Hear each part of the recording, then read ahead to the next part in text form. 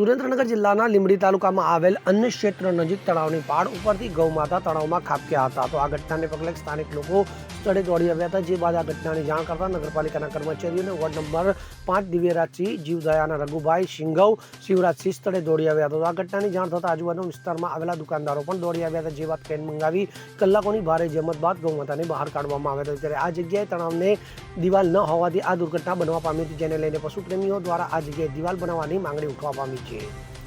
કલ્પેશ વાઢેર સાથે CN24 news, Surendranagar. હવે જુઓ દેશ દુનિયાની તમામ ખબરો તમારી આંગળીના ટેરવે. ઉઠાવો મોબાઈલ અને Google Play Store પરથી ડાઉનલોડ કરો અમારી CN24 ન્યૂઝ મોબાઈલ એપ.